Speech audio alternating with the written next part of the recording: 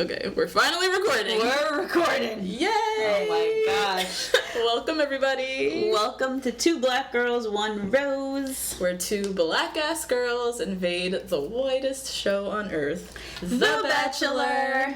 I'm Natasha. And I'm Justine.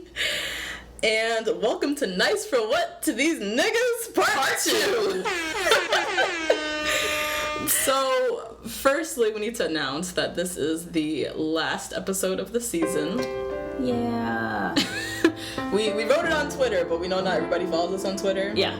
But this is the last episode of the season before we come back in a few weeks for Becca's Bachelorette. Yes. Excited for Miss Becca. Very Trying excited. to be. Yeah. Guys, get excited. Come on. We're doing this together. Trying to hype it up. Yep.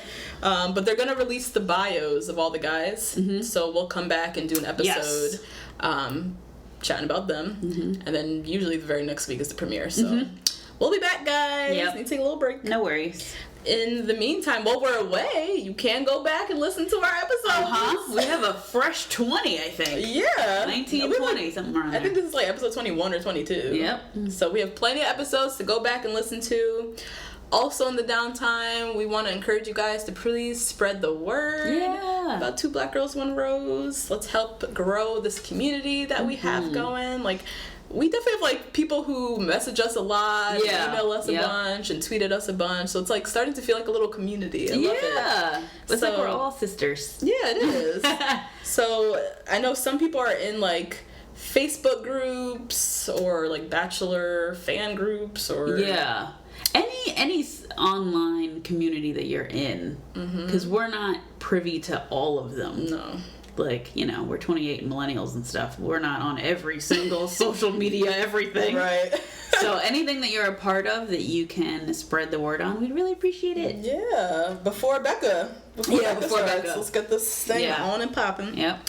Also want to remind everyone to please rate, review, and subscribe. If you are listening right now, this is Natasha speaking. Hello. Please just go over to the ratings. Click on the 5. Yeah. You know it's going to be 5. Just a suggestion. You probably already laughed. Right. And if you have an extra 3 minutes, not even 3 minutes. No, not even extra 60 seconds. 60 seconds. Leave us a nice little review. Yeah. Some people write full-on paragraphs. They do. Some people just write, y'all are hilarious and I love it. We'll take whatever. Yeah, we'll take both. We'll take either. So rate, review, subscribe, please. Also, remember you can always hit us up on email or Twitter. We love reading the emails. We love chit-chatting with y'all on Twitter. Our Twitter handle is the number 2 BLK Girls, the number 1 Rose. And our email is the number 2 blackgirls, the number 1 rose @gmail.com. Yeah! Yay! So for this episode, again, we're going to do a deep dive into some major dating and relationship themes that came up on Arie's season. We covered some cool topics last episode. Definitely had some interesting conversation and a lot of interesting emails. Yes! Good ones. Fun. So happy that you guys enjoyed this. Yeah. Because I know I was petrified to put this out. Like, what if people just don't give a fuck about us at all and just wanted to hear us roast Arie? Right, yeah. But I think we, as much of a dud of Arie's season was, a lot of good, like, dating and relationship conversation topics. Yeah. like, arose from it. Yeah. So yeah, if you haven't listened to last week's episode, please go do that. In this episode today, we are going to talk about interracial dating. Ooh. Indecisiveness in dating, or just indecisive ass niggas. Also talking about, you know, doing the most but getting the least when you are out here shucking and jiving and this nigga is still not checking for you. And lastly, we're going to talk about when you and someone that you're interested in, like, your life paths are different. And how that goes. But before we get into all that, we do have some church announcements. Take out your program. Justine, what we got? So, we got a lot of great emails this week, and we want to thank you guys for being so candid and sharing so much with us. It means a lot that you trust us with your stories. Yeah. Because some dating stories can be like kind of serious or just really, really personal. And so we appreciate that. We put ourselves out there a little bit. Yep. And, you know. Justine was terrified, guys. We need to reiterate. She was terrified to do last week's episode. A triple tequila tonic before. She was. By her damn self, because I was not drinking last week. She was really out here. I was so scared. Saucing up. So happy to see that you guys related to us. Shout out to Julia. She has emailed us before, so hey girl. And she emailed us about her sister's perspective on dating younger. She like exclusively dates younger guys, and when you date somebody younger, that person also has to grow up. So you both are kind of growing up at different speeds. And if you are trying to delay your adulthood, then dating younger is a really kind of like a quick fix. Kind of delaying that process, but like they're gonna want to grow up at some point. Right. So. And the reverse, dating older, just kind of what I said. I don't like dating older because I feel like it speeds up my growing, and I ain't ready for that. Yep. So shout out to Julia. Alexandra, who's also emailed us before, gave us a really great perspective and a great email, girl, about dating a certain type of guy and then wanting nothing to do with any man with any of those qualities any longer. And girl, as you can listen from last week's episode, I relate. But hopefully you are now open to everyone, because that's really the solution, is really not to let one person have that kind of power. Shout out to Alexandra. That was an awesome email. It was great. Shout out to Lauren as well. Who we just have a little thread going, Lauren. And she just emailed us about being intimidating, so shout out to you for being a boss bitch. Another topic that didn't really have anything to do with the episode, but we'll get into it for just a second. Rania emailed us about a tweet that Ashley I sent out with a transphobic slur. I'm not going to say the slur because it's triggering and rude. This is Ashley I's tweet. Ashley I's tweet. Whenever I take a really good selfie, I take a hard look at it and then decide I look like a T-word. Am I alone in this? Now, Ashley, girl, I know that you may have to self-educate on this one. However, you are in media. Thank you. This is why I had an issue with this. Yeah.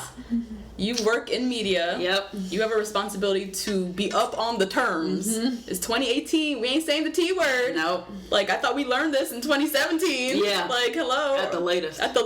Yeah. You work in media. You have a responsibility to know what you can and cannot say. And sending out tweets like that is, one, just irresponsible. And as you're typing the word out, I'm sure there was or maybe there wasn't. No, probably not. People are just dumb. Yeah. Like, maybe there wasn't a moment of like, oh, maybe I shouldn't say that. She just kind of wrote it out.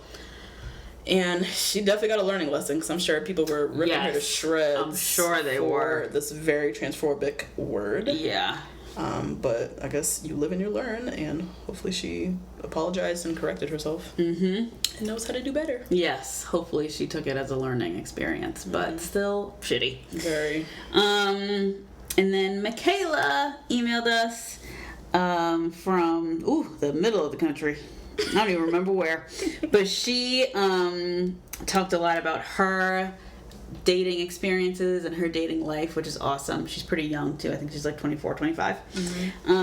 But she brought up an interesting topic about single women and how they find men who are in relationships or married more attractive than men who are single and ready for them. Yeah.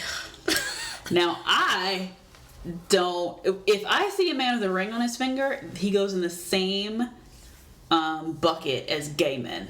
He's just out of the question. You're just I'm not checking for him. He should not be checking for me. And so But there is a very special brand of person, women and men, who go after or are even more attracted to people who are in relationships. Yeah. Which is just wild to me. Just brings up so many questions of where are your morals at? Right. And there are 6 billion people on this earth. You have to go after this married one? Find somebody new. Yeah. And if you do like them, just keep it, like, secret. Right. Keep that to yourself. And don't act on it. Yeah. Just keep that locked away inside and just live life and be respectful of that person's significant other. Yeah. Like, what? Yeah.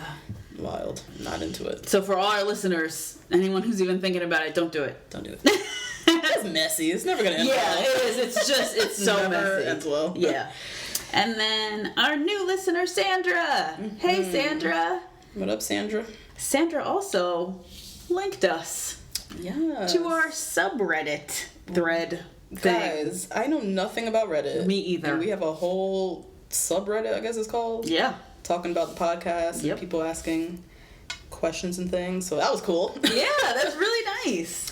There are some things we gotta clear up, though. We gotta address it. Yeah. Yep. Mm-hmm. There's some things in this subreddit, mostly positive things. Yes. We appreciate all the kind words, people, raving about the podcast and things, but there are some things that we do want to clear up a little bit. Yep. That came up. Also, what came up in the subreddit, is so the idea that we are pro Peter, anti Rachel and Brian. And somebody was asking in the podcast, where we stood on them or whatnot.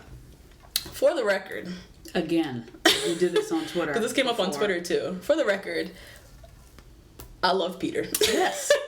We are definitely Peter sympathizers. Love it. We loved how much of a realist he was on last season, which is something we haven't really seen that much on this crazy fantasy world of The Bachelor. This person who very well lives in the real world and is like, all of this is bullshit. Yes. You're not getting married at the end. Right. What are you talking about? Yeah.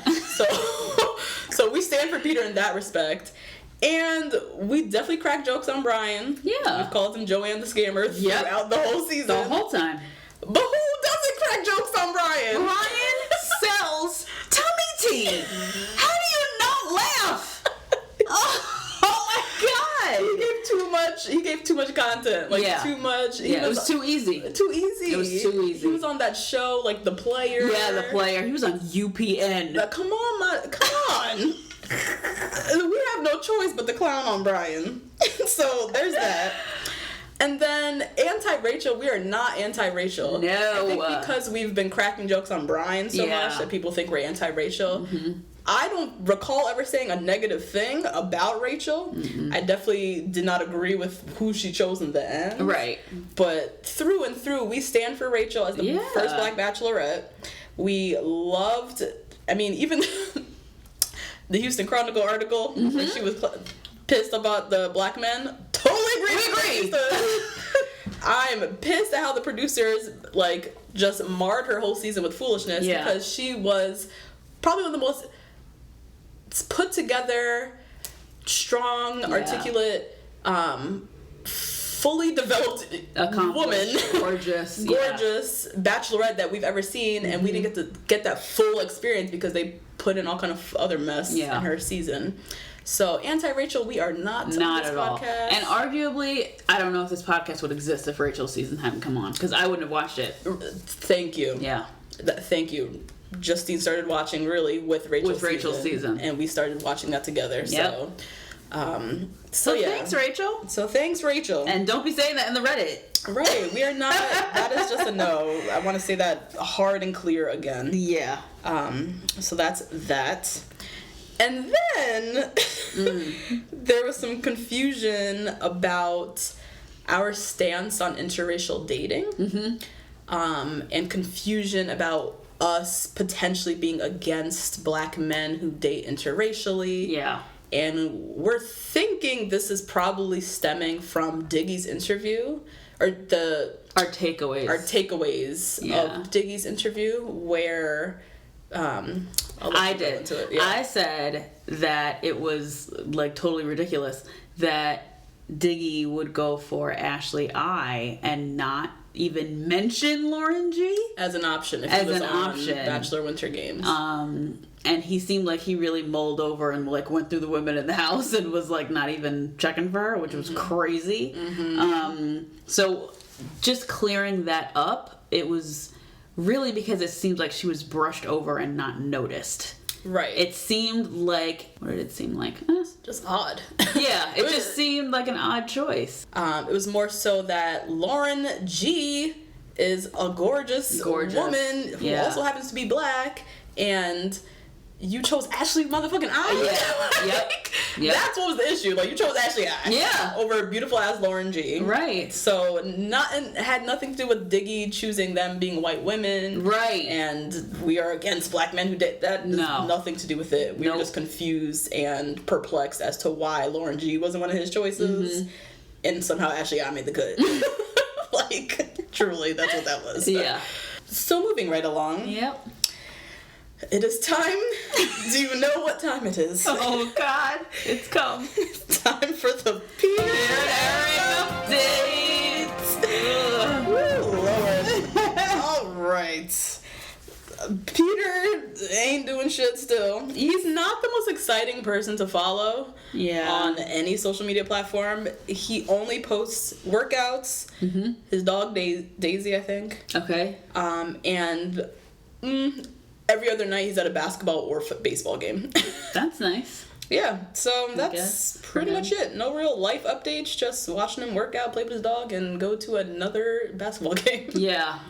What's going on with Eric? Well, Eric is shirtless, eating, which is always fun. But Eric does have a new sponsorship from Halo Top Ice Cream. Oh, shit. Yeah. That's legit. Yeah. Good for Eric. So they're like sending him all the new flavors and stuff. If you guys could just go over and like some of his Halo Top posts, because it helps him out. You know? We need help. So then pity likes? We're just spreading love. You know what I'm saying? Oh my God. You know? Yeah. Same with Diggy's Equinox posts. Help the brothers out. Help him out. Help a black man with his job. That's true. Gotta support black businesses. Yes. For real though. Yeah. That's a good point. Yep. Is that it? That's it. In other Bachelor news, so X on the Beach just started on TV. My God. You guys, Natasha said she had news. Yes. I was not expecting this. Yes. Oh my God. If you guys want to watch another trashy dating reality show, head on over to MTV, watch X on the Beach. Chase from JoJo season is on there. Oh. So Chase is on the show, and then also Jasmine. Black girl Jasmine. I love Jasmine because she is so messy. Yeah. Gotta love it. So messy. She's already on the show starting mess. Love it. And so there's some on MTV. They're starting to integrate like other reality show people. Yeah, that's now cool. into their shows since they don't do they don't have Real World anymore. Mike Fleiss. Oh boy. Tweeting mess. Always. Per usual. He tweeted out 3 hints. Okay. For Becca's upcoming season. Yep. The first hint is 3 is greater than 2. My first inkling in my head was like, maybe they're not doing 2-on-1 dates. I was just thinking the 2-on-1 dates. Yeah. Yeah. But 3-on-1 dates isn't as exciting. It's like a group date then. Right. It's not that exciting. Yeah, it's just a mini group date. Right. I don't know. Maybe she says I love you to 3 people. Oh shit! Oh man. Maybe that. No, maybe. Becca wouldn't do that. I mean, I don't think Becca's that messy. Yeah. But who knows? I don't know. Shit, that might be it. The second hint that he gave out was a blast from the past. Oh no! If they bring back motherfucking Ross. I know. If they bring back Ross. Done. No, I'm writing a letter. I'm writing a physical letter with a pen, with ink and paper. And a seal? Like yes! Yes! And the white seal. Yes! Like a nice J. If Ross comes out that limo. And I'll just look back and say, we told you so, girl. We told you. Because they made your life a mockery last season. You trust them to put together a good season? All right. So we'll see what that blast from the past is. The next clue, there's 4 clues actually. The next hint was it ends in proposals. All right. Well, no shit. Yeah. Yeah. They all do. That's not really a hint. I don't know what that is. And then the last clue was JP. Oh. JP? Okay. Juan Pablo? What about Juan Pablo? What about him? That's what some people are saying. Juan Pablo, perhaps? Yo, his daughter must be in like middle school now. Oh, yeah. She was like a smooth 7 or 8 when he was... She got a grown-ass high schooler at the Yes! Oh my God. You need to keep your ass off the television screen, Juan Pablo. Yeah, drive her to the mall. So, yeah. No, it must be somebody on her season. There's also...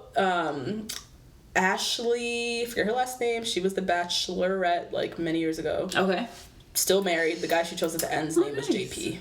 Oh. But I don't know why he would call, because that's so random. And also, like, how long ago was that? That was a while ago. Oh, so maybe they come back and give her advice or something. Okay. Yeah, maybe. Could be. Or it's Juan Pablo. Or it's Juan Pablo. I don't know what he'd be doing there, no but... clue.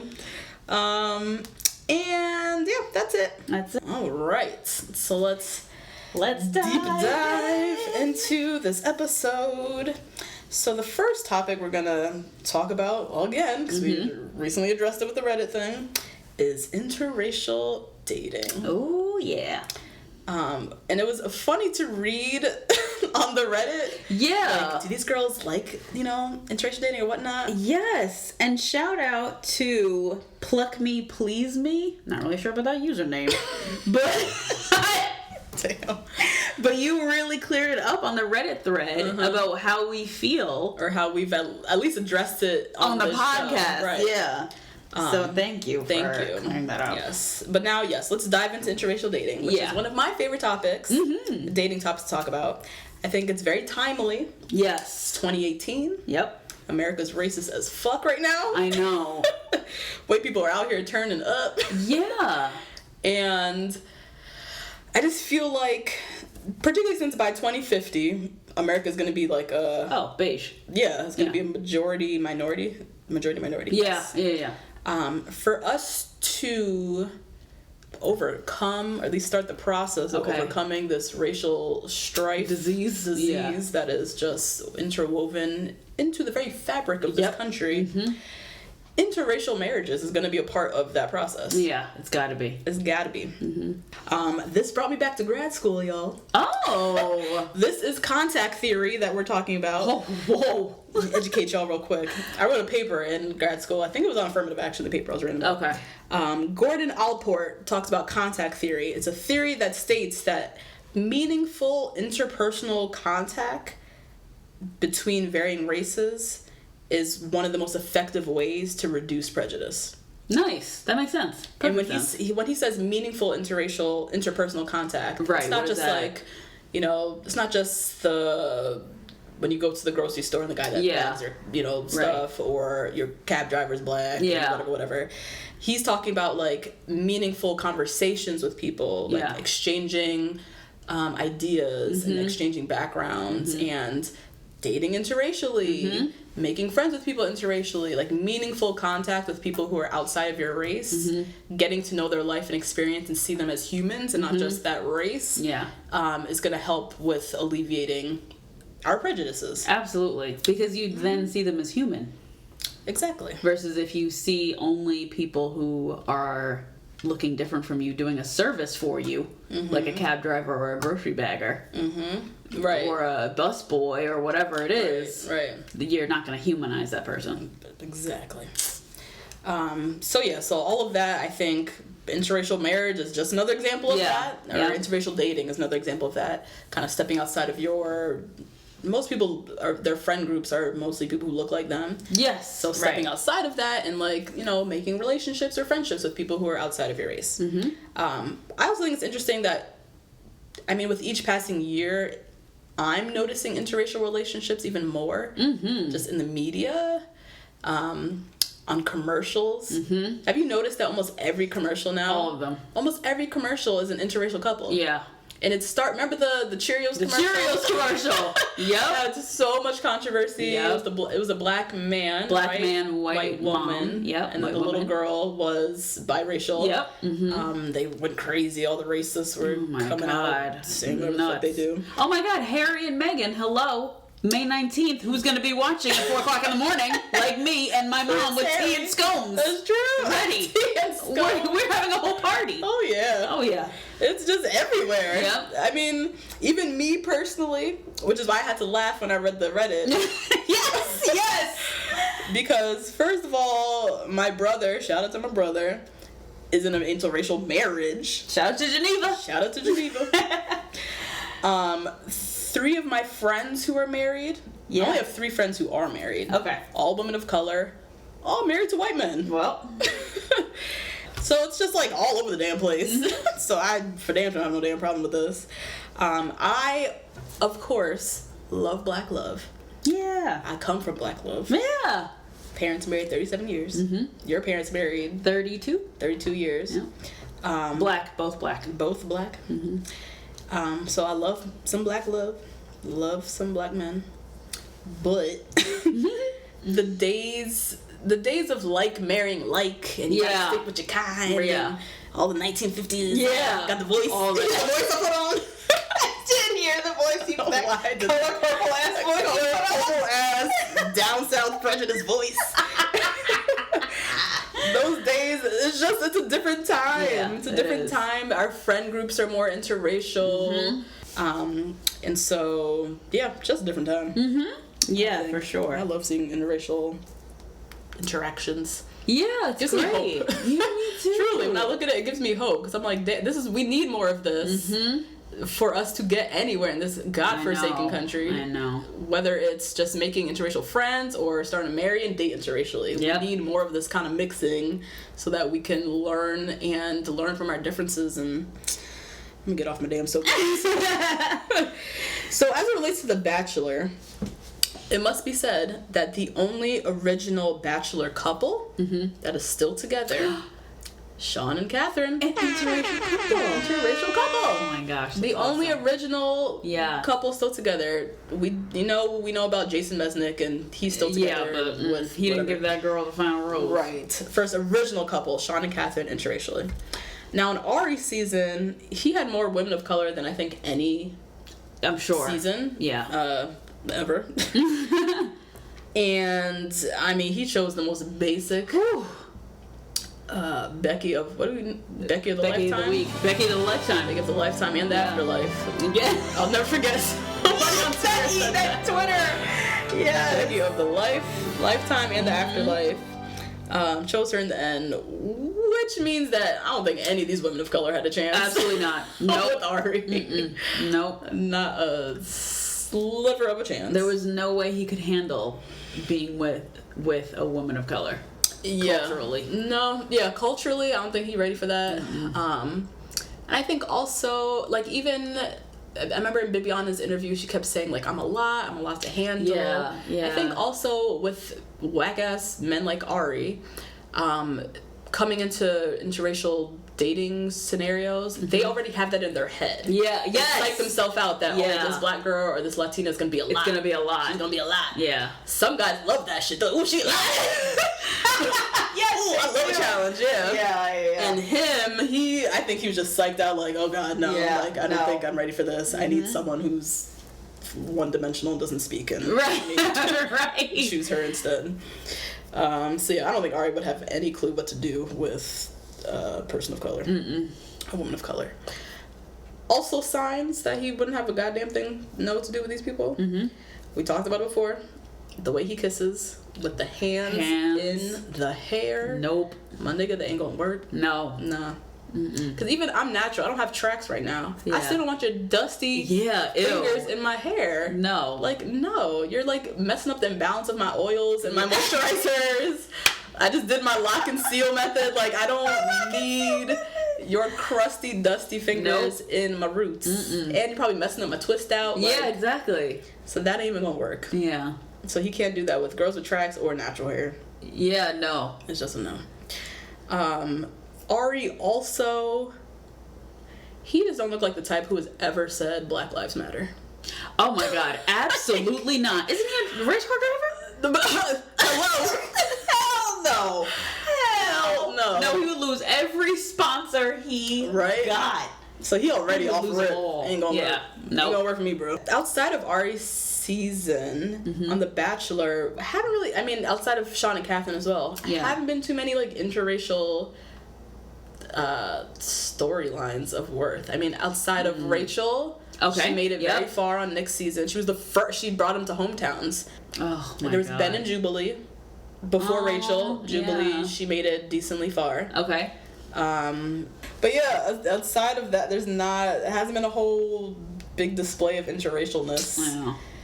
Because of how white the damn show is. I remember when Scandal premiered, all of a sudden it was everywhere. That's true. Scandal was probably a huge catalyst for this. Yeah, definitely because when we talk about interracial dating, people who are generally on the fence, stereotypically, are Black women. Right. Yes. They, there's a lot of, I could name plenty on one hand or two hands who just ride by dating Black men. Yeah. They only want to date Black men. They're not attracted to men outside their race. But you have Scandal. Kerry Washington every Thursday night, 9 o'clock. That was on for getting down with that white man. That white man. So you're right. That could have been a catalyst to women being like, huh. Yeah. Let me, and the media. And the media too. Being like, okay, you know what? Maybe we can see this in other areas because Scandal has the biggest following of most TV shows at that time. That season 1 following was nuts. Yeah. And shout out to Shonda Rhimes too, because even before Scandal, Grey's Anatomy was one of the most like diversely cast shows that like had ever been on primetime. And what is his name? Isaiah Washington, I think. He was a main character who had a interracial storyline with Sandra Oh. See? And this was before Scandal. Yeah. We were already seeing like she was prepping us. Right. And that was a Black man dating outside his race, which I feel like we see a lot in the world. Yes. But not depicted as much on television. Yeah. So I can talk about my experience. Sure. Let's do it. Let's just dive on. So I, curiously enough, have dated mostly interracially. Yeah. I don't see it as a preference. It's literally how my life has panned out. Yeah, no, for real, guys. Like, truly. So I can give a little play-by-play of why this has happened. I did not become a viable human to the male species. Oh my God. Basically until junior year of college. Oh, come on. No, I'm not even trying to self-deprecate. No, this is like true. Yeah. I really, no one was checking for me until about junior year of college. And I mean, I've always dealt with like social anxiety, so I've been even extra weird around guys. So like I've probably self-sabotaged myself most of the time. Okay. But that's just really just how my life panned out. So I would say junior year of college, I got a weave, I lost weight, I went abroad. That was the semester I went abroad to Australia. I went there with like this newfound confidence. I'm gonna have the time of my life in this season. So I think I just brought a new energy to myself, and I'm just feeling better about myself. And I got more action that semester than like all 4 years of college. Australia happens to be hella white. Yeah. So this is when I'm having my come to Jesus moment. It's in the whitest country in the world. My study abroad program was hella white. I lived in a house with, I think it was like 40 of us. Everybody was white, aside from a few select people of color, but I was the only Black woman I was the only Black woman as far as I know in my whole program. That's crazy. So, having my come to Jesus moment, guys are finally looking at me and I'm in the whitest situation of my life. So that was that. Came back to college, came back to a predominantly white institution. Most of the student organizations and things I was involved in, I was heavy in like our fashion society. Okay. Yeah. Very white. Yeah. Right. So I was hanging out. I mean, my closest friends were Black, but also like other social circles I had were white. Also, shout out to anybody who goes to PWI, a predominantly white institution, because y'all can relate with this. There's not that many Black guys. Yeah. No. There's about 10. Yeah. Of the 10, 5 are single.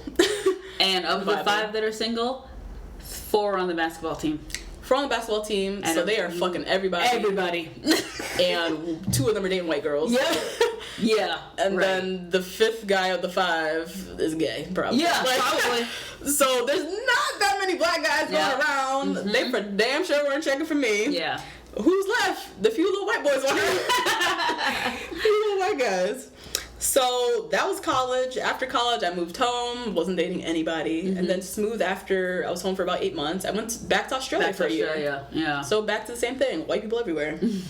So really, this has not been a preference. This is literally how my life has kind of just panned out for me. Mm-hmm.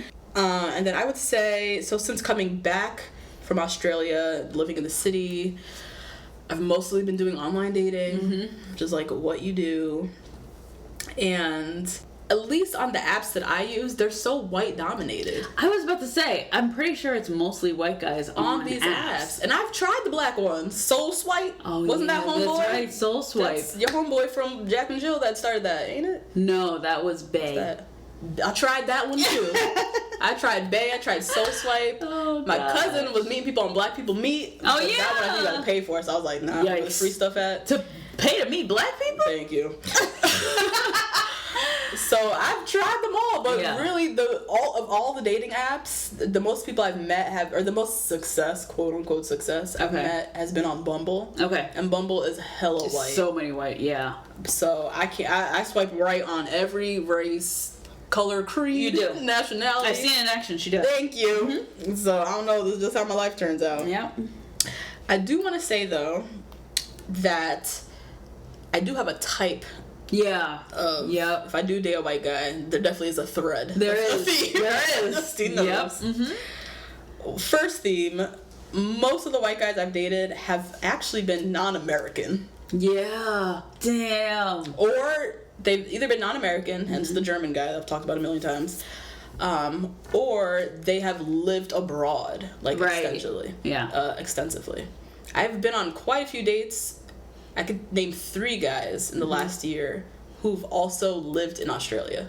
Oh my god. Don't know how I find these people. Yeah, that's crazy. But, I mean, wow. Someone who's internationally minded or has lived abroad, very worldly. Yeah. I just resonate with quite a bit. And foreign guys, like non-American white men, I've, for whatever reason, vibe with more than white American men. This is not a first for, you're not the first friend that I've had. Who has said that? Yeah. I've had friends who have a preference for non-American white men. Oh, wow. Because they're just the best breed you can get. In comparison to white American men, I will choose a European one any day. Yeah. I just feel like they are a little bit more with it socially and politically. Are very open-minded. Yeah, they were raised different. Differently. They come from a country that's mostly more socialist. Their policies and their thing. I'm very social justice oriented, so I need to be able to have those conversations and things like that. Yeah. And white American men can be a little problematic. Yeah. Not all of them, but there's a higher chance. Problematic. That he might be problematic. Yeah. So that's one just random kind of common thread in terms of the white guys I have dated. The second thing I will say in terms of my type, I am very unapologetically black. I don't have no time for history lessons. No. I don't walk around on eggshells for white people. Nope. I just don't do it. So for me to date you, and if you are white, there's a minimum level of wokeness that you got to come with. Because you can't be uncomfortable dating somebody. No. That can't happen. I can't be uncomfortable, and they can't be uncomfortable with me. Neither can you. Yeah, right. Yeah. So, you need to already be with it. I'm not trying to do history lessons. Yeah. And, that's just a common thread there. I have somehow also dated quite a few people who've worked in education. Oh, right. Nonprofits, social justice oriented organizations, charter schools, all that kind of stuff. And the reason why he has to have a minimum level of wokeness, because I just don't have the time. I have been on a date with a suspected Republican. And I'm going to do a little personal plug. So outside of the podcast, I have a blog. Yay! It is called YOLO, etc. YOLO, etc.wordpress.com. I write about a bunch of random shit. I do have a recent post about a date I went on with a suspected Republican, so... Who had on New Balances? Didn't he have on New Balance sneakers? I think so. If you're wearing New Balances right now and you're a man, take them off and throw them away. Justine hates New Balances. So you can go to the blog and read all about that. So pretty much after that date, I was like, oh, hell no. I need to be confirmed up front that you are... you've been to Trayvon Martin rally. Yes. Obama, there's a picture of him somewhere in your house. Yes. Like, you know and acknowledge white privilege. Yeah. Like, I just don't have the time. Oh my God. Period. So that's where I am in my life. Yeah. That's a good place to be. Yeah. And I personally have never dated interracially. And that is just because it was the way it's gone. I don't know. I am very whimsical when it comes to my approach to dating. I really don't have like a formula for it. I'm not online because I really do think it's too formulaic for me. Mm-hmm. Like it takes all of the fun out of it for me. Mm-hmm. And so I've just dated black men. I've tried to branch out to Spanish guys. Mm-hmm. I've tried. Okay. Hasn't worked out both times, but I'll try again. Okay. Have you ever had a crush on a white man? Okay. A white man that I know? Yes! Oh my God. I did. I had a crush on a white guy in college. What? He sat next to me in a class where we watched, what's that crazy, creepy show? Not Black Mirror, the precursor to Black Mirror. Twilight Zone? The Twilight Zone. Oh, okay. We sat and we watched the Twilight Zone the whole fucking semester. Uh-huh. So I would sit next to him. Oh my God. He rode a motorcycle to class. What? I was in love. What was motorcycles in college? Oh my God. Whew. I friended him on Facebook and everything. I was like, oh my God, he's so hot. Mm-hmm.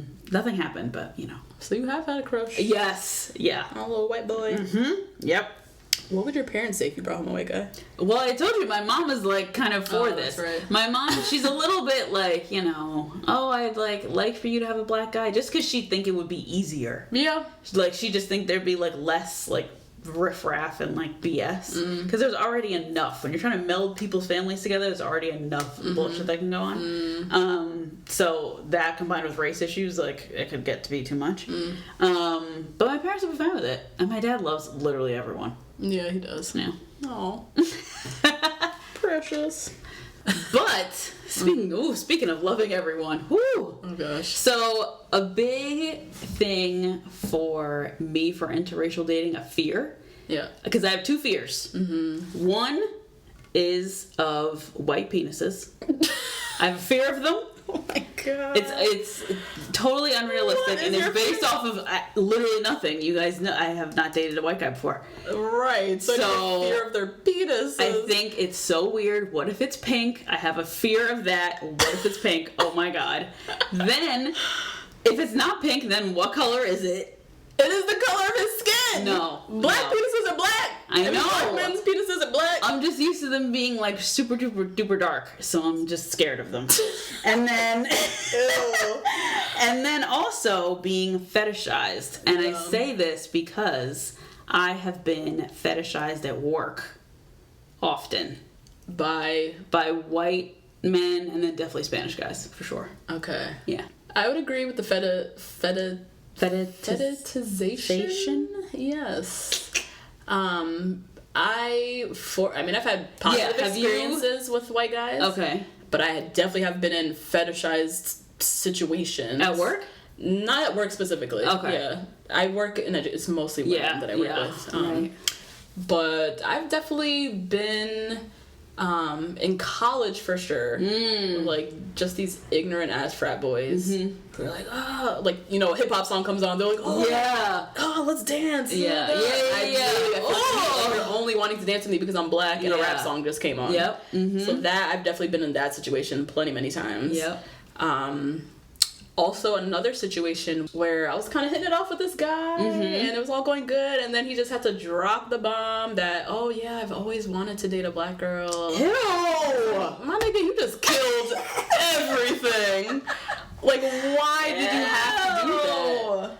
And those are like the thoughts that I feel like come across in their heads. Yeah. But it's only the dumbasses that say that shit out loud. Out loud. And why would you say that to a black woman? In that moment, am I supposed to be like, oh, okay, well, I can be your first? Yeah. Like, no. I immediately was disgusted and was like, okay, bye. Yeah, wasted my whole night chatting with you. I'm out. Like, yeah, that was a waste of time. See, I think that's a valid fear and concern, because you never really know the guy's intention going in. Whether he is into you as a person, and you just happen to be black, or he's into you because you're black. Right. Mm-hmm. Ooh, yeah, and that gets weird. At work, I took my braids out recently, and this guy, let's call him Tanner. Oh, damn. And shout out to the one Tanner that I know who's woke as fuck. Okay. I need to make up for his name. But anyway. So Tanner, who is an older white man, right? Like probably 40, comes up to me. It's maybe 8:13 a.m.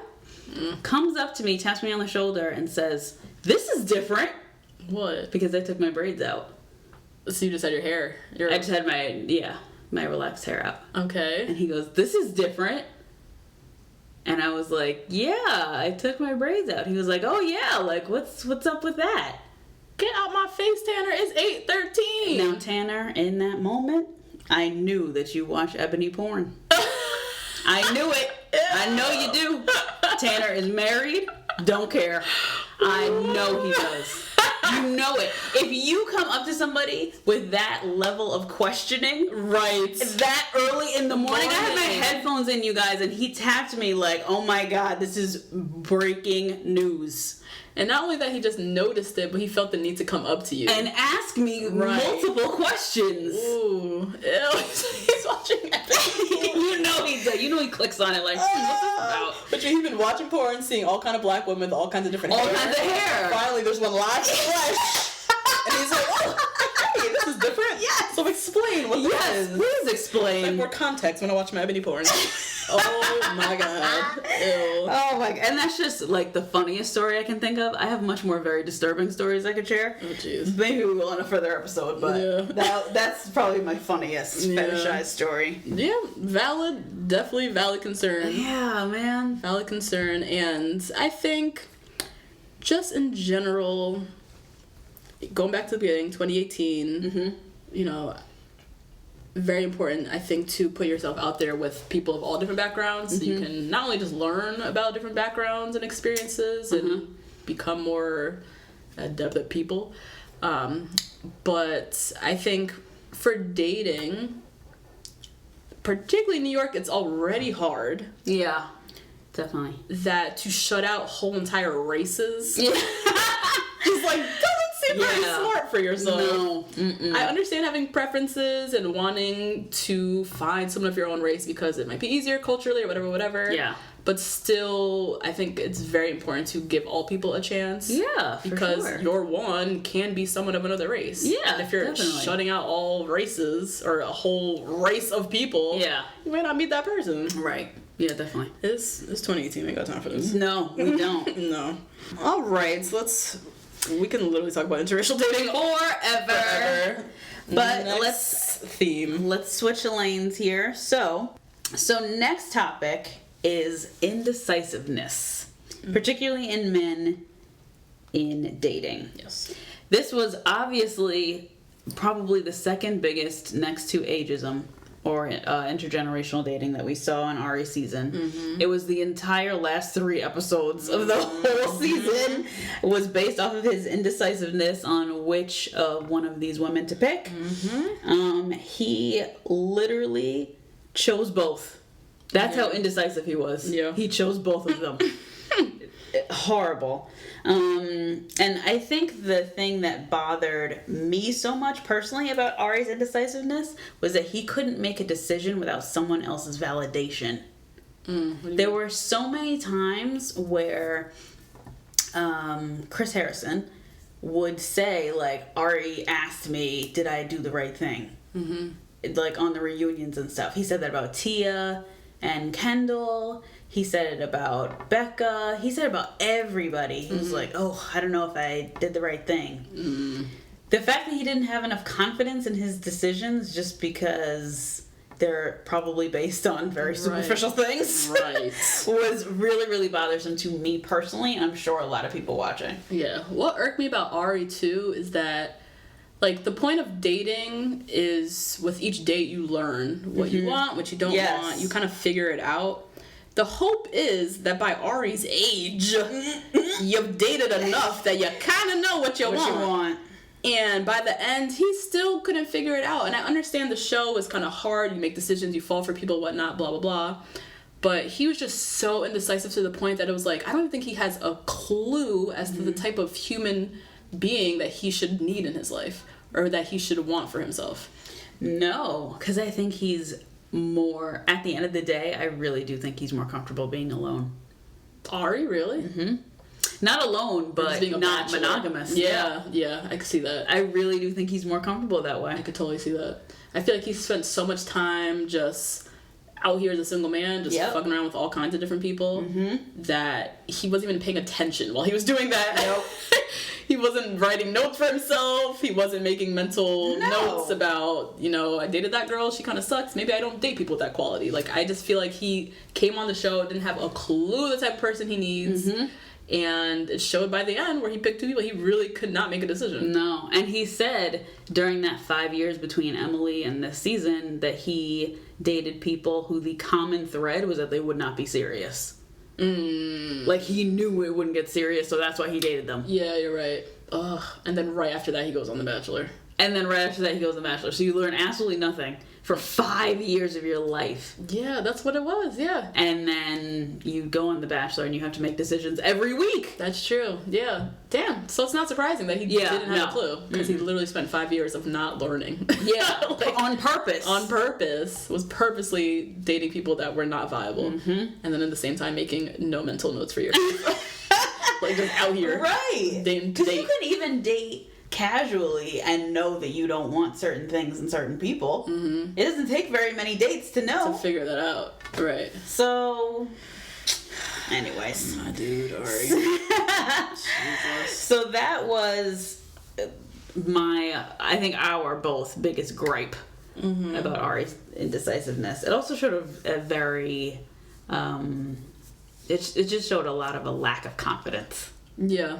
Truly. Yeah. Like, and I think being the Bachelor, the reason why you need so much confidence is because, and why you kind of do need to be more of a decisive person, is because you're being forced to make tough decisions every single week. Right, yeah. So, like, being an indecisive person, like, that quality just doesn't really ride out too well on The Bachelor. Like, you need to be able to make these decisions confidently, and every week you gotta make them. Right. And it's not like you are part of the house with the girls who they're kind of going off of each other's opinions. They have somebody to bounce things off of. Who do you have to bounce things off of? Right. No one. Just so you just have to know in yourself what you want. Right.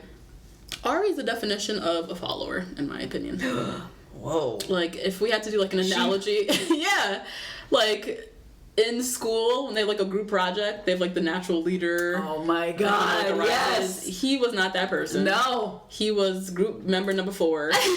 Who, me, the leader, I'm always the leader in group projects. Yeah. I'm delegating shit out. Yep. He's getting the easy task. Yep. Because he just sits there and just waits for the task. Yep. And then goes and does it. Does exactly what he's told and comes back. Yep. That is Arie to me. Yep. Like, just so simple-minded in that way. Ugh, Jesus. Definitely. Ugh. But I know that from being Natasha's friend, that Natasha is a very decisive person. Yes. In all aspects, not just dating. Not just dating, yeah. I would say, so this is something I've definitely learned about myself over the last 3 to 5 years, maybe. Okay, yeah. Just, you know, learning about yourself as you grow up. Yeah. That one of my qualities, and I don't know if this is good or bad, it can be good or bad. Yeah, I think it can go both ways. It can go both ways. That I'm definitely a very decisive person. This comes from, like, at work, doing team projects. Like, I'm usually one that's, like, delegating out tasks or making a decision, we're going this way. Yeah. Even like with our friends making brunch plans. Yes. Oh my gosh, she's always the one. She takes over. She maybe puts in 3 options, and they're like, "I'll do anything." She picks the option. Yes, yeah. I have to. I always try to give people a chance. Yeah, you do. Put out the option. I try to be mindful of that because I don't want to be that person who's like bossy. I don't think I'm bossy. Yeah. But if y'all bitches ain't gonna say nothing, or everyone's gonna be like, I'll do whatever, I'm free with whatever, then I'm gonna just make the decision. Right. And I'm like totally fine being that person. So that is definitely me. Mm-hmm. And that quality has, I think, has definitely come into dating for me as well. I can confidently say that I know exactly what I'm looking for. And do you think you've arrived there by your decisive personality, or do you think you've arrived there through being messy in Australia?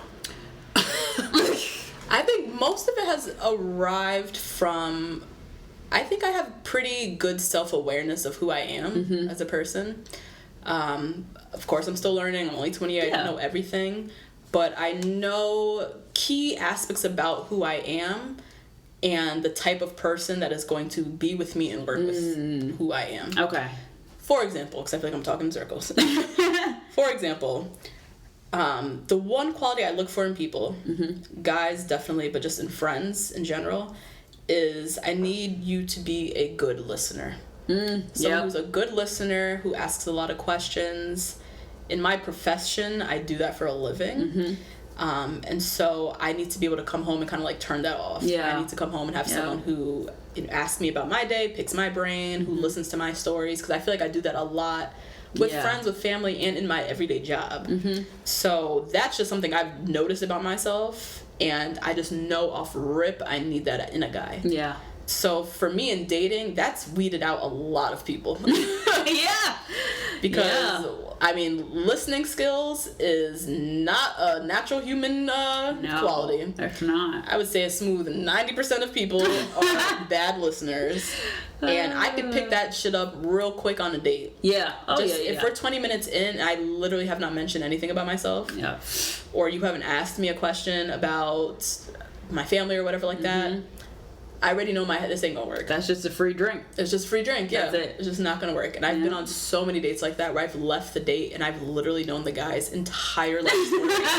And I don't think he even asked me a single question about me. That's crazy. I have not been on many of those dates at all. Oh God, I wish.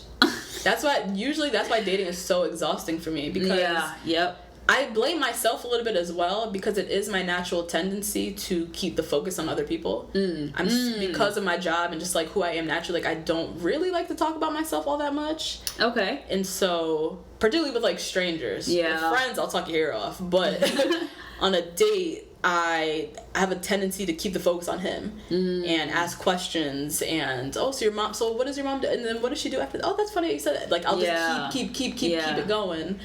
And not even give them a chance to turn it around on me. But I'm looking for someone who has that natural quality, who's like, okay, enough about me. Tell me about your mom. Do you think that part of all of that, I don't want to say interrogation, but all of those questions that you're asking is because you are so decisive and you have a check box in your head and you're ticking them off? No. No? Why I do that... This is something I'm definitely struggling with. I'm trying to become better at being more forthcoming about myself. I naturally am private and don't open up to a lot of people. So it's a defense mechanism. Because I'm afraid of them turning the questions on me, I keep the focus on them. Like, I already know this about myself. I already know. In terms of, like, you are among my close circle of friends who knows everything about me for the most part. But I don't share that with just everybody. I can count on one hand the friends who like really, really know me. So going on dates or just interacting with regular people like in the world, I'm very guarded about myself and just naturally try to keep the focus on other people. So yes, I know already, like, top quality, I need someone who's a good listener. Like I've already decided that is just what is gonna work for me.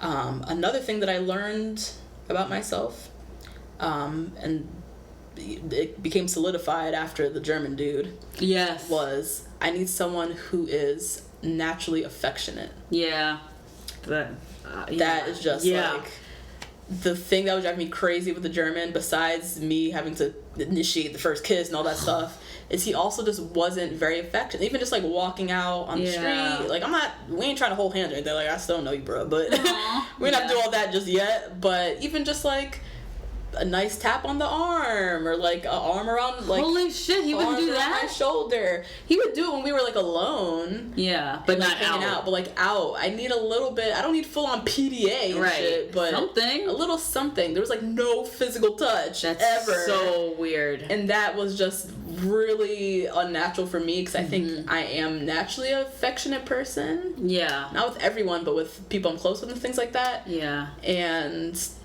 that's one thing I for sure learned is like a top quality for me that I'm definitely looking for. I agree also. Me too. Because I did date a guy who did not touch me.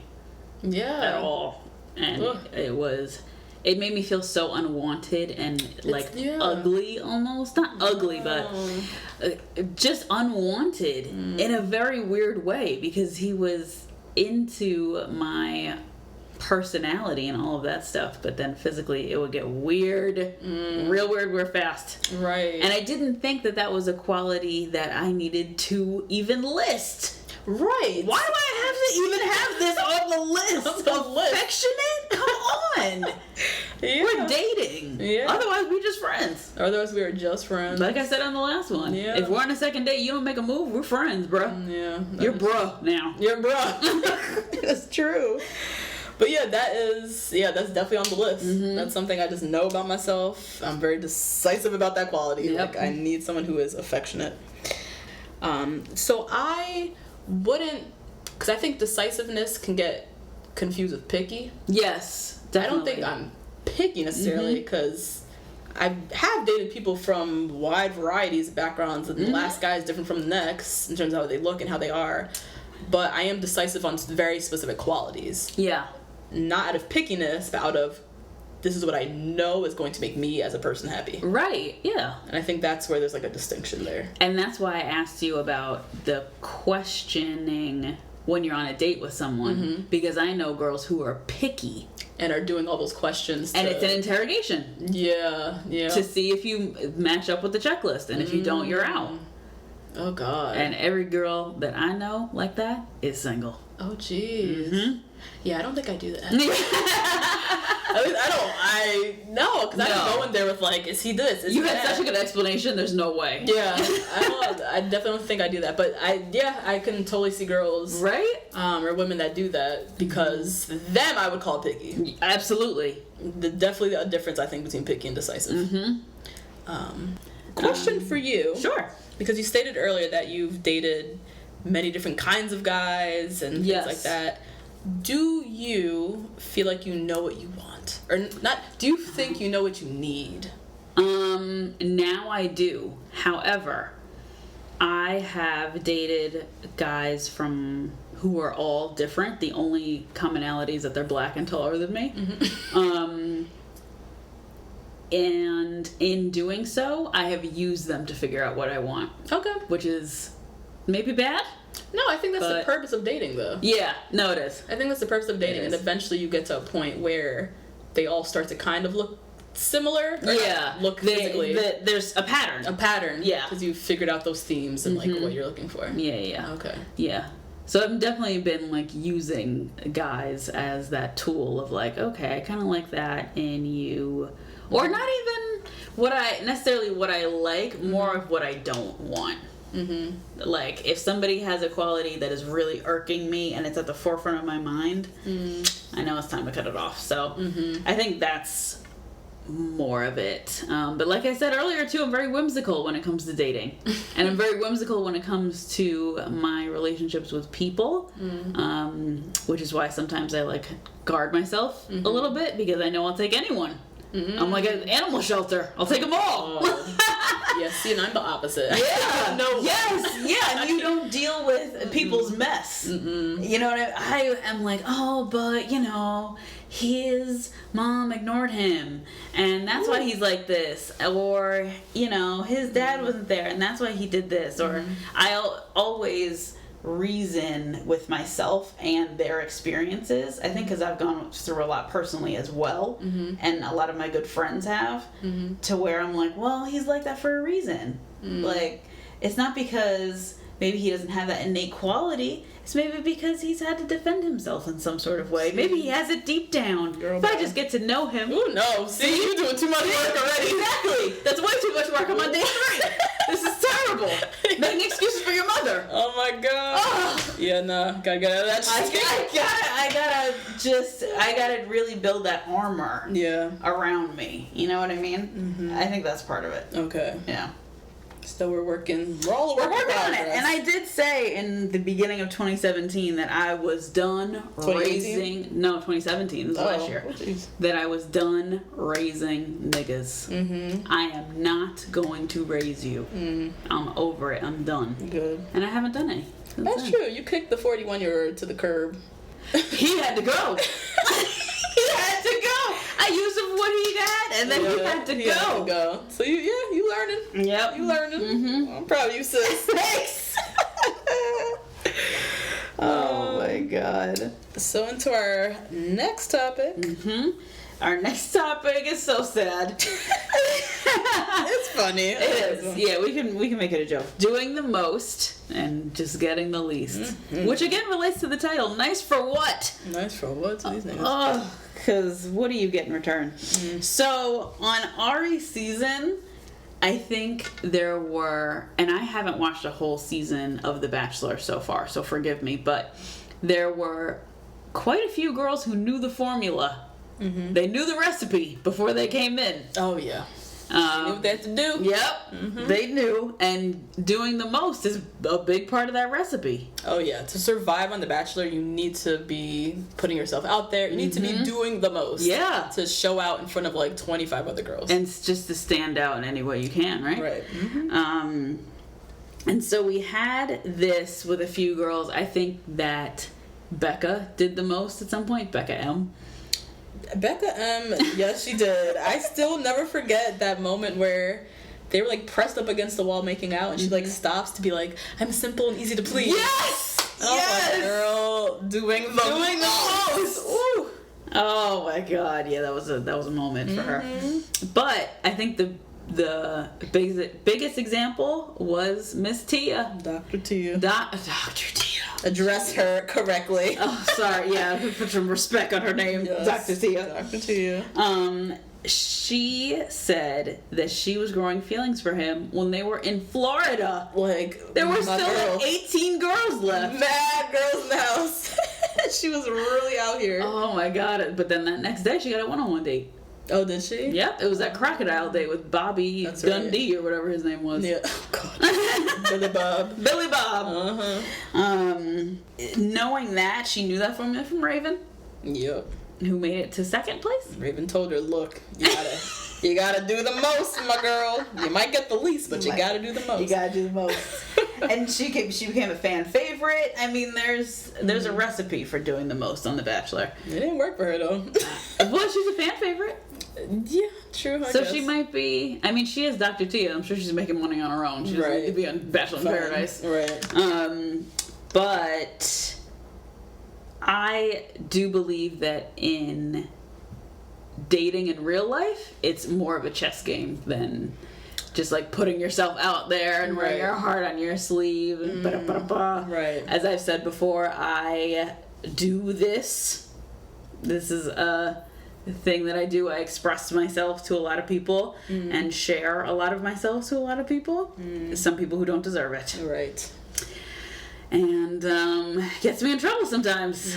Most times, actually. Oh, really? Yeah. With guys you're talking? With guys. Yeah. Yeah.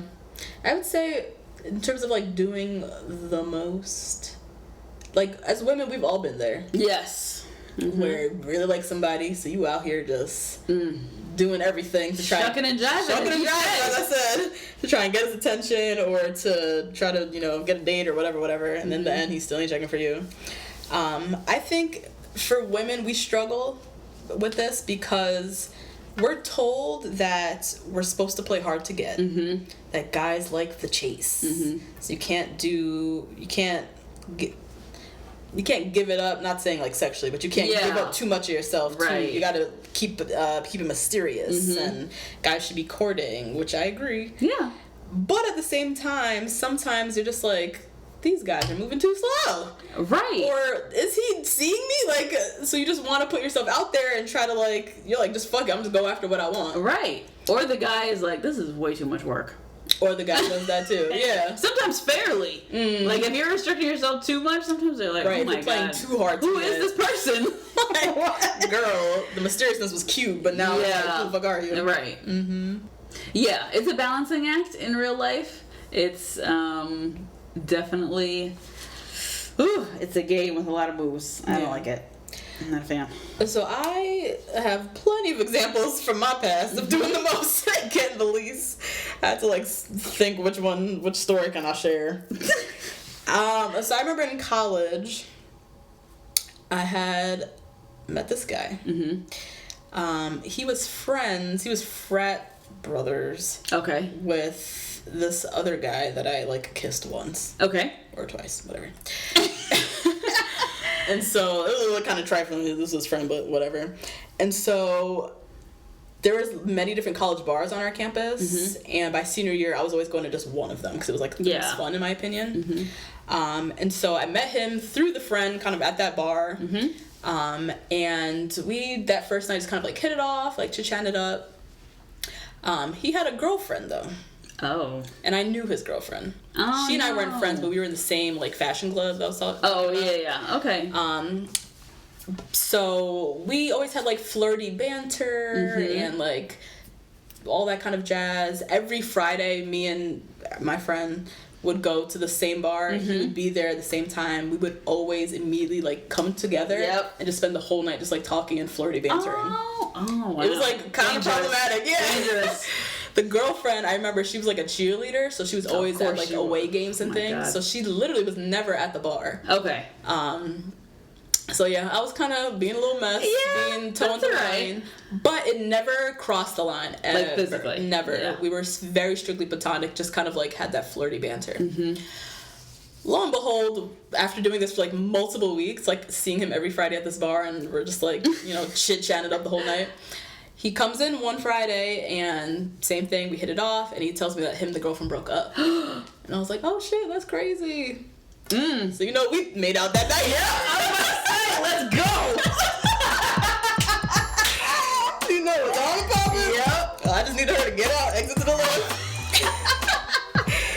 And so we made out that night. It was like the greatest moment of my life. Yeah, it's like it'd been so much anticipation. I didn't think climax of your relationship. Yeah, I didn't think anything would ever happen with him because he had a girlfriend. But I was just enjoying it for what it was.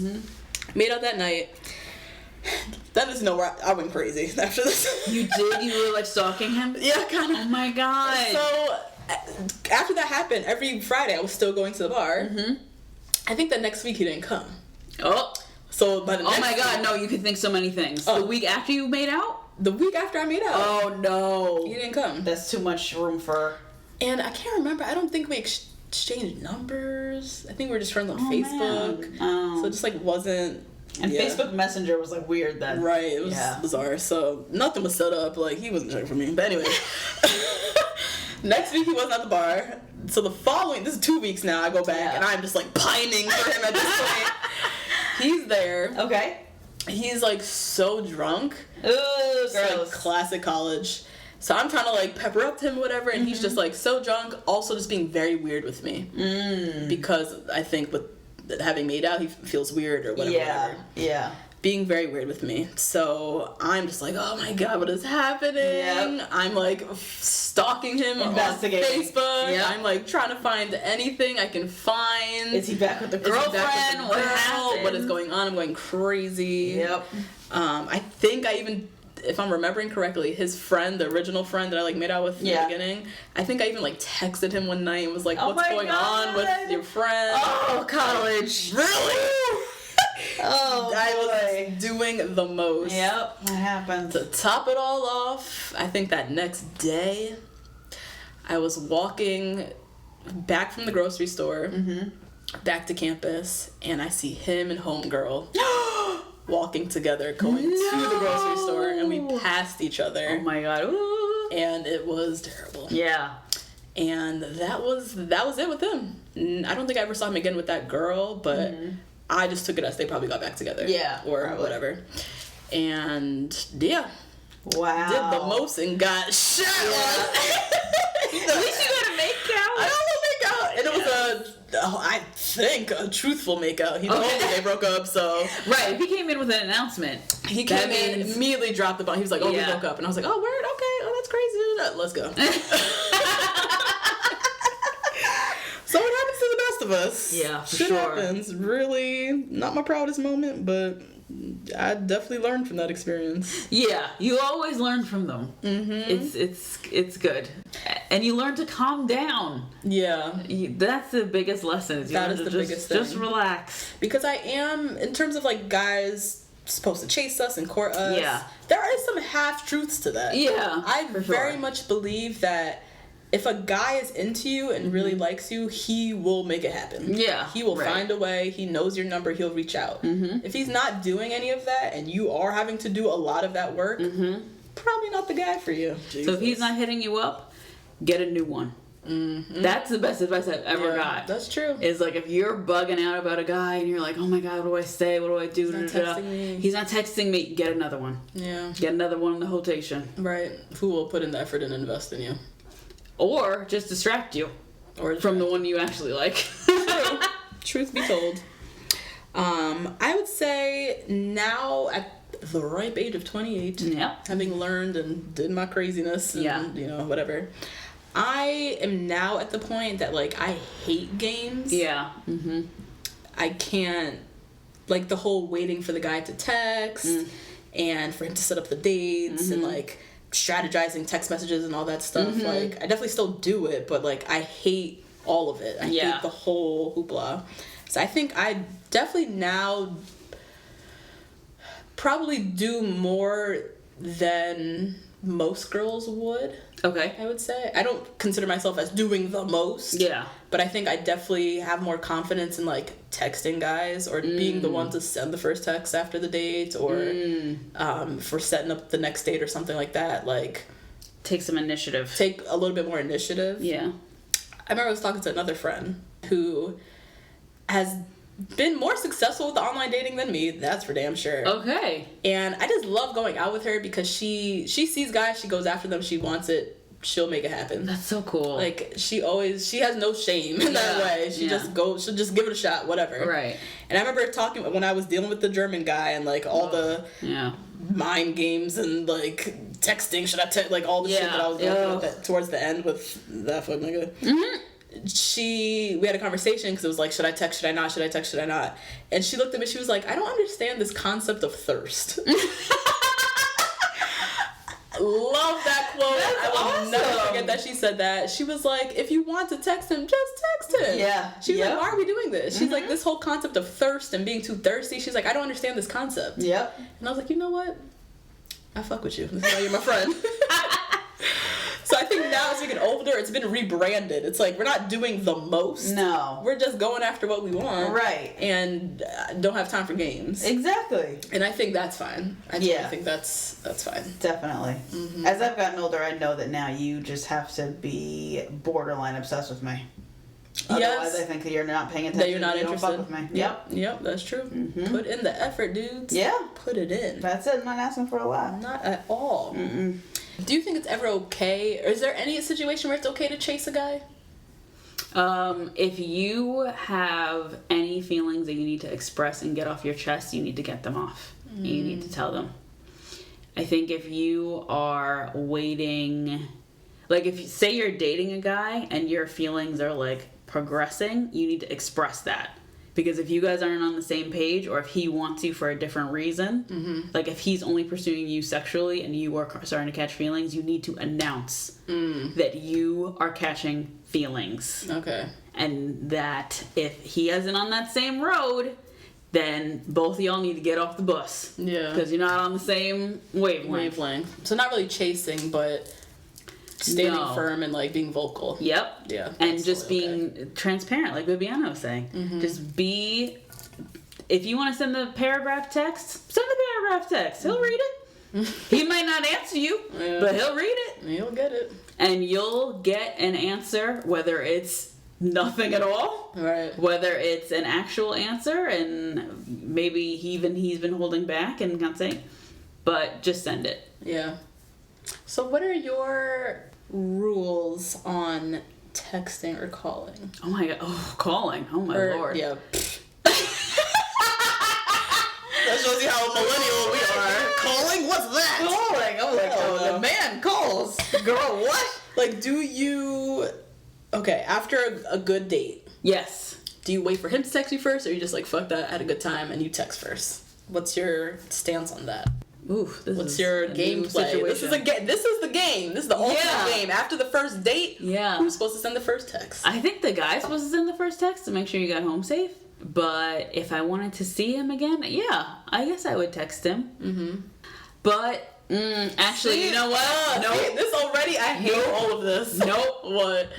Now that I really think about it, if I'm thinking about texting you first, let's say it's been a day and a half, I'm not texting you.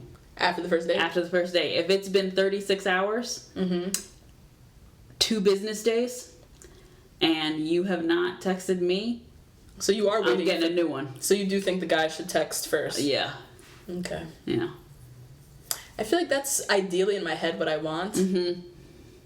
I definitely texted the German first. That's the thing, because I already know if you're not texting me, that you don't have the qualities I need. I need you to be all over me.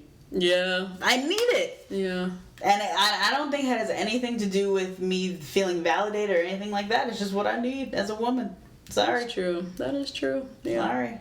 If you are not into me, or if you're talking around shit, and, you know, niggas love to dance.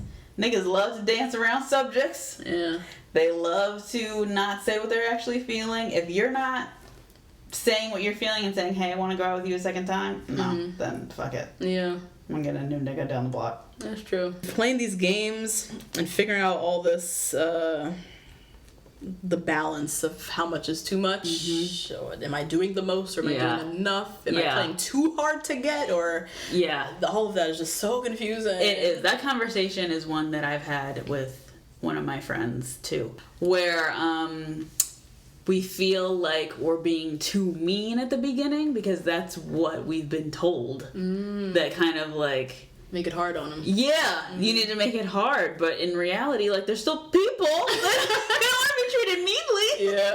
That's true. So sometimes we're a little too mean and then they run. Yeah. And then you're like, where did it go? Yeah, where'd it go? What do you think shit? Does he love me because I'm so mean? No, girl. But yeah, that's something we just keep learning. Yeah, you just keep feeling it out. Feel it out. I think do what you want to do. Yeah. Do whatever makes you comfortable. Yeah. And that's that. That's it. Yeah. So Perfect segue. Yep. Into our last theme that we want to address, which is, in my opinion, one of the worst or most heartbreaking reasons for a relationship not to work out is when you guys are on 2 different life paths. It just sucks. Yeah. Because you meet someone, you really connect with them as a human, but you literally are going like separate ways in life. And it just like logistically won't work. Right. That could be like geographically, that could be just where you guys both are in your careers. It could be a number of reasons that just like for external purposes, although you guys connect, it's just your life is kind of taking you in different directions. I am the queen of this. Oh no! I, for the life of me, can't seem to meet someone who, for one, lives on this goddamn continent. I know. The continent, guys. Continent. Not even Canada. Not even Canada. So, yeah, we'll get into my mess. But on Arie's season specifically, our girl Jacqueline. I know. She had a good connection with Arie. Yeah. It was confirmed, like, on their one-on-one and all of that. We knew... Oh, yeah, that was not going to work. The Mm-hmm. minute she talked about the PhD and how that was coming up, I was like, this is not going to work with him. Oh, my God. He's the minute she used an SAT word. wasn't going to work. It was done. But specifically the PhD, he's so old and settled in his old terrible life in Scottsdale that he doesn't even have room for flexibility. He's so set in his ways that like Jacqueline's life path, which her PhD is going to take her in a completely different direction, just wasn't going to match up with Arie. Was never going to work. And he seemed petrified of that life. Mm-hmm. He was not even willing to be like, okay, well, maybe we'll see how this goes. No. He was like, nah. Because he's so settled. He was really looking for someone to bring home and fit into his life. Right. He didn't have time for, like, these life paths merging into life. No. Yeah. He wasn't with it. And, like, to be fair, I don't 100% fault Arie.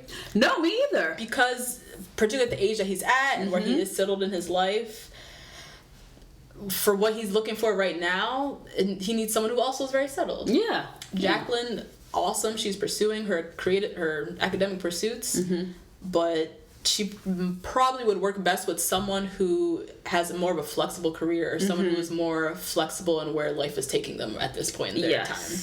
He didn't have that flexibility, so...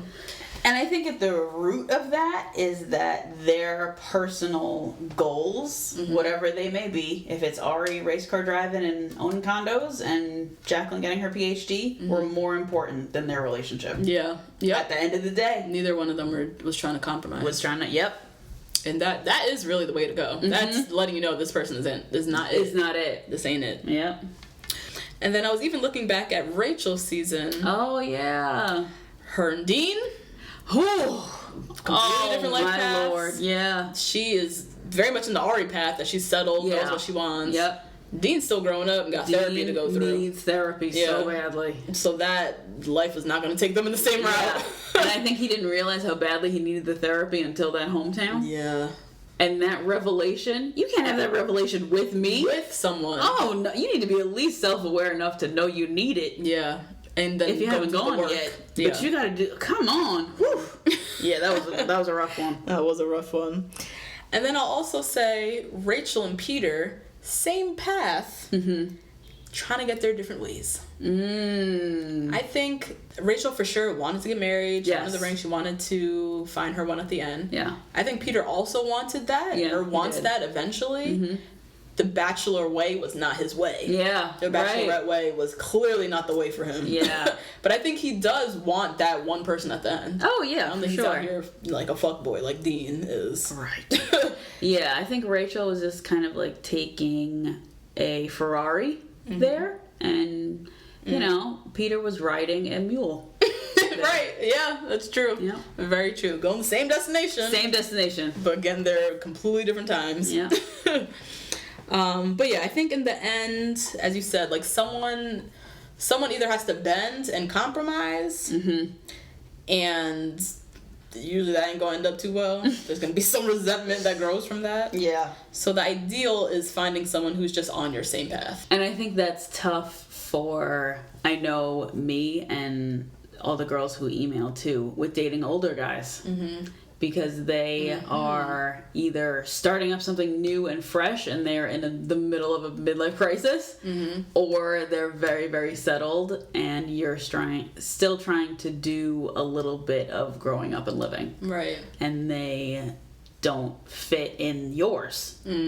Forget about you fitting in their life. It's easy to like sit down and be a housewife. That's not, you know what I mean? You'll have regrets and all of that stuff, but it's not nearly as difficult as trying to jump back into like growing up with someone. So that's part of the strife. I remember when I was 25 and I met my first older one, my first seasoned man. He was 35. At 25 you dated a 35-year-old? Yeah. What? I still haven't dated a 35-year-old. Oh goodness. This was, remember? Yes, I was there when you met him. Yeah, you were. He's a nice one. Yeah, he was very nice. But I was like still living with my parents, and I remember he was in DC. I'm in New York, New Jersey, and I was like, "Well, when am I gonna come visit you?" He was like, "This weekend. Why don't you just come this weekend?" And I was living with my parents, and I was like, running through the excuses, like, "What am I gonna tell my parents?" Like, I'm going to visit some guy that they don't know. Like, what am I going to do with this? How am I going to do this? Oh, Lord. Yeah. And so that was just two different, like, we were definitely right for each other. He was bomb and amazing and wonderful, but just two different life paths. It would not have worked out. Yeah. So that was my only little story about two different life paths. But what about you, Josh? You said you're the queen. Oh yeah, been here, done that, tired of this bullshit. Oh no. Yeah, I've met some really amazing people, guys who, because as I said before, I'm so decisive, I have some core fundamental qualities that I'm looking for, and I cannot seem to find it for some reason in this country. Yeah.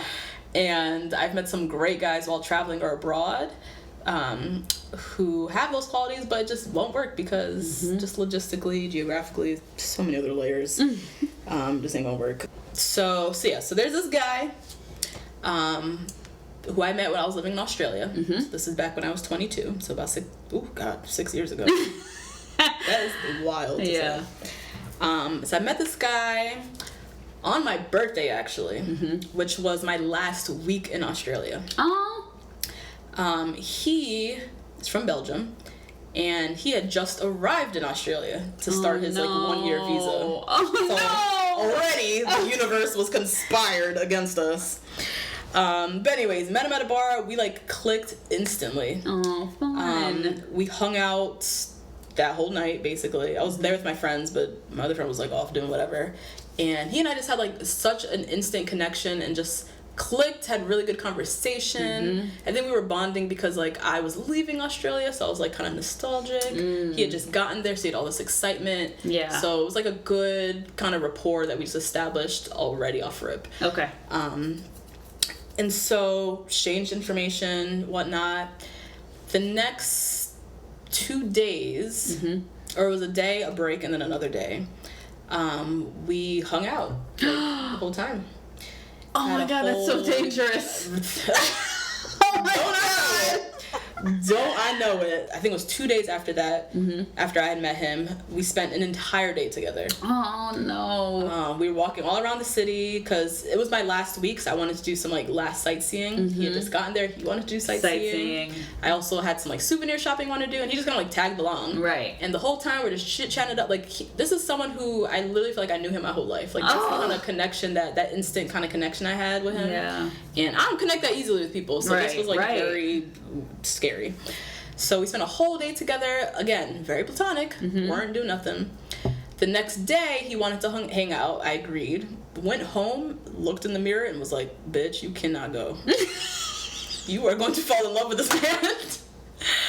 And so I texted him and canceled and said, can we cancel tomorrow, and how about we just hang out on Thursday or whatever it was. And is that your last day? My second to last day in the country, yeah. Okay. And he's like, okay, that's fine. So I axed out that second day, and third day spent the whole day together again. Oh, again? Again. And we went to all these different beaches. We did this coastal walk and whatnot. Yeah. And oh my god, wait, you went for walks on the beach?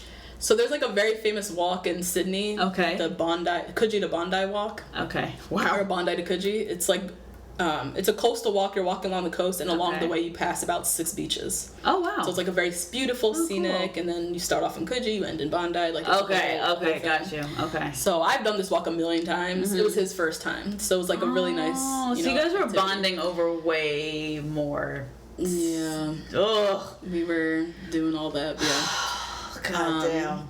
So spent a whole another day with him, and it's just so easy breezy. I even to this day I still have not had something like this. Yeah. With someone so instantly, and I remember I had to catch a specific bus because I was going out with, it was my last leaving night or something with some of my girlfriends. So you party. And so I had a specific bus, so we were at the beach, and I look at my clock and I'm like, okay, it's time to go. So we both stood up from our spots. And we both just hugged each other. Oh. It wasn't it was just an instant thing because we knew that was about to leave, essentially. And we stood there hugging for a smooth 3 minutes. Oh my god, just really? Standing in silence and hugging. Literally a stranger who I just met on my birthday 4 days ago, but I felt I knew him my entire life. Oh terrible. My god. I literally might start crying right now.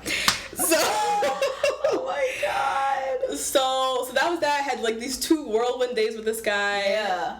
I hopped on the bus and he took the same bus, but I got off early and we hugged goodbye. I did not kiss. Wow. Even though I know he almost was kind of like inching in for the kiss, but I was like, I can't do this. Because you will be thinking. I will literally become a psycho. Yes. I will actually become a psycho. We're gonna flies to Belgium. Like, oh my god. So that was just a no. And so that was that. For the next 4 years, we kept in contact. Wow. 4 years. The next 4 years. So he stayed in Australia. He did his a year visa thing. He ended up going to New Zealand for a year, and he came back to Australia for another year. So this whole time that we were still kind of chatting and stuff like that, he was still over in Australia. Okay. But again, it was just, he's not big on social media. He only has Facebook. We talk through Facebook. Because that's literally the only thing that he has. He doesn't even update Facebook. He just has Facebook just to talk to people. He's not on Twitter, any social media. Okay.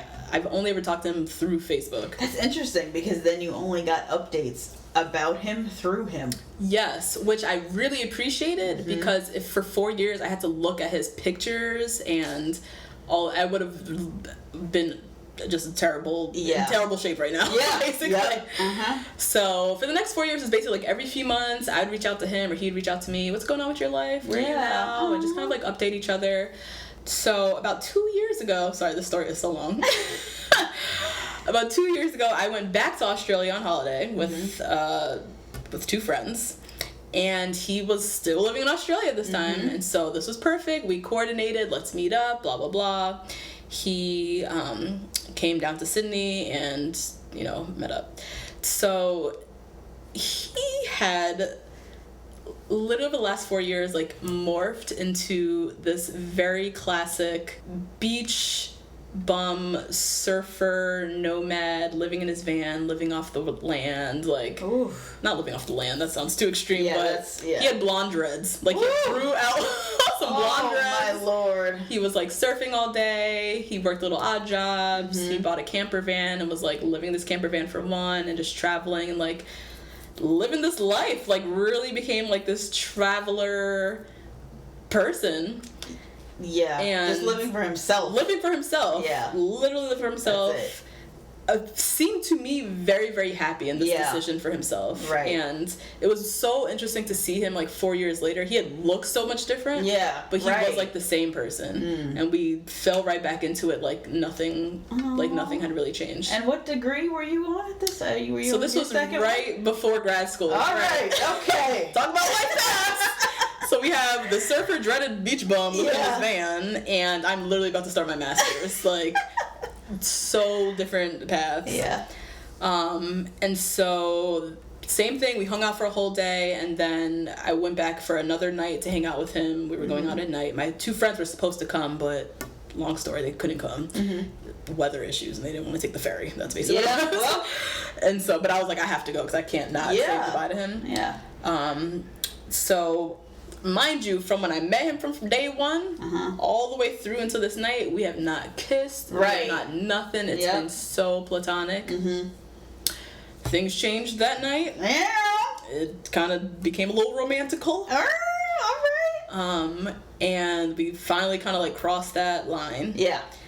And,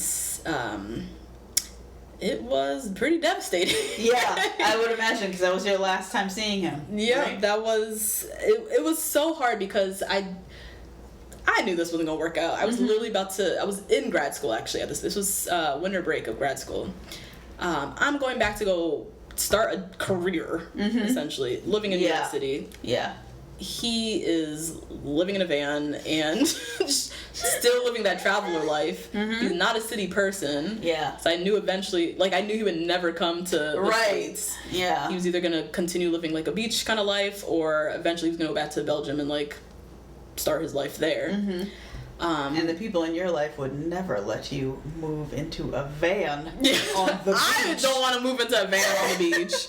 I did the van life. I loved it. I enjoyed it for the 6 weeks that I was traveling by van.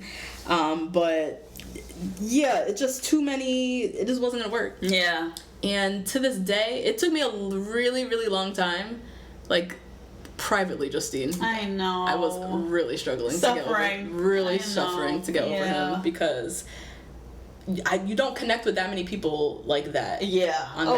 That kind of blessing to have. Yeah, it's a blessing to connect with someone in that way. Mm-hmm. But then it just, because your lives are just so different, mm-hmm. it just would never work out. Yeah. That's sad. Last time we messaged was about a month ago. Okay. And this is how I know I'm like doing so well now, because he has a girlfriend.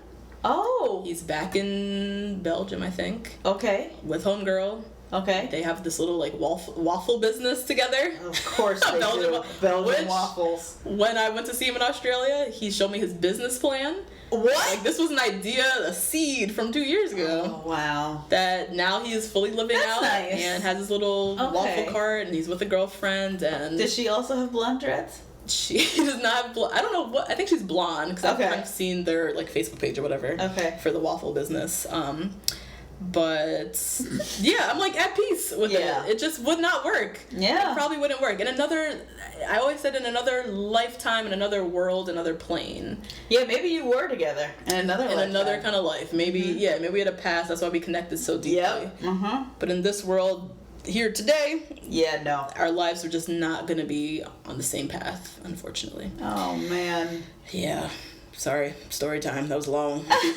Well, I would love to read any stories that you guys have about any of these topics, but specifically this one. Yeah. Because I would love to hear what people prioritize. Like, obviously, you were not going to move to a van on the beach. No. And my man wasn't moving to the concrete jungle. No, so that wasn't happening. That's extreme. Yeah. But if you've met somebody, like, maybe something scandalous, like at work, you know, like something where it just wasn't right. Let us know. Email us. Yeah, share your dating life path stories. I'm really curious. Mm-hmm. Am I alone in this? Has anyone else met a blonde dreaded surfer dude living in a van that you want to try to make it work with? Let me know, please. So that's that story. I have a question for you. Okay. Sure. We're gonna play the Q&A. Oh, our favorite game! Our favorite game, where I make up a hypothetical man. Okay. And with a crazy life path, and tell me what would you do in this situation. So you just start dating this guy. Mm-hmm. He's 33. Oh, That's too young? No, we can keep it 33. It's already an adventure. Okay, he's 33. Okay. He got a beard. Nice. He's tall, dark, and chocolate. Okay. Oh boy. All right. You met his mom. Mom loves you. Oh wow. All right. Everything's going well.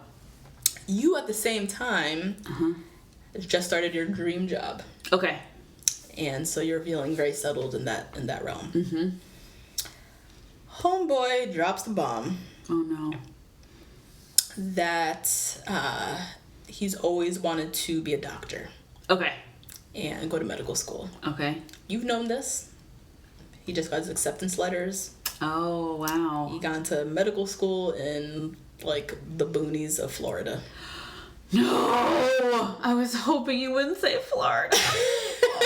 Oh, no! What do you do? Oh, you keep dating this guy? Do you... what do you do? Life paths are starting to diverge. So, at first when you said dream job, I knew I was going to have to move. So, whenever I think of jobs, especially in New York / LA, I know that you can work from home. Okay. So, to me, the job isn't as much of a factor as the boonies of Florida that is a factor. Yeah.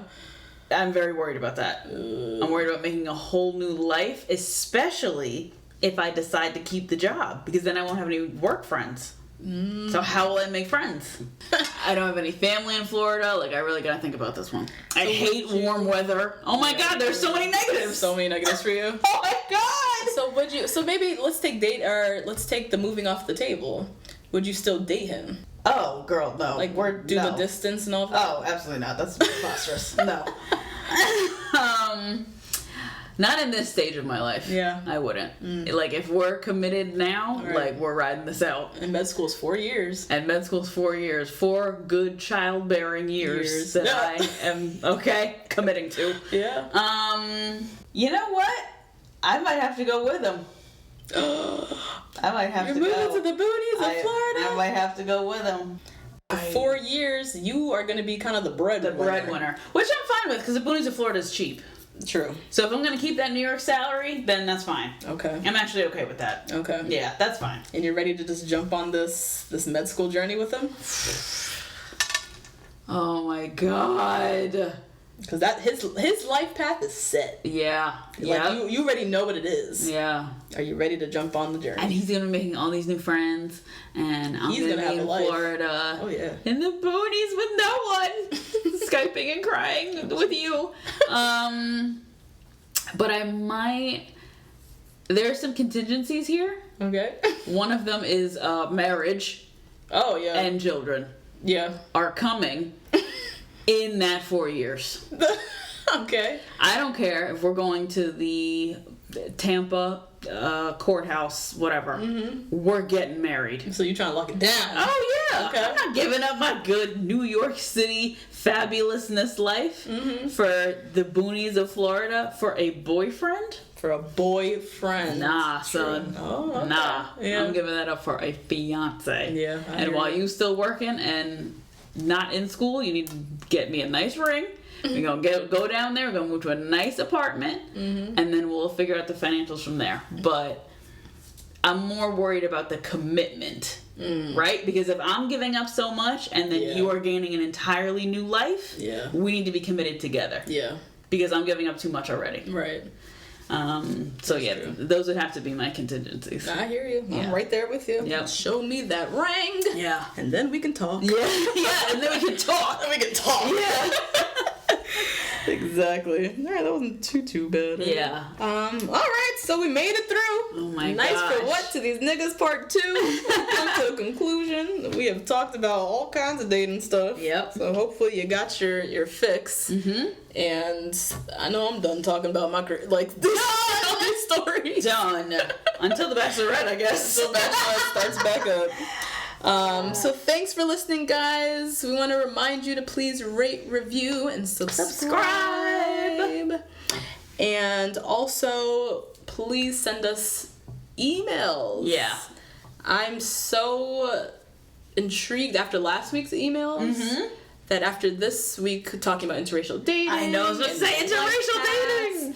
I definitely want to hear your experiences and what y'all are going through, or any, questions, concerns you might have. If you want to get our take on things, we ain't shit, but maybe we can give you some. Right, yeah. Don't be like taking our advice wholeheartedly here, but I can give you a line or two. Right, something. Right, so please send us email and hit us up on Twitter. Our handle, as always, is the number 2 BLK girls, the number 1 Rose. And if you want to share your stories with us via email, our email address is the number 2 blackgirls, the number 1 rose @gmail.com. Sweet.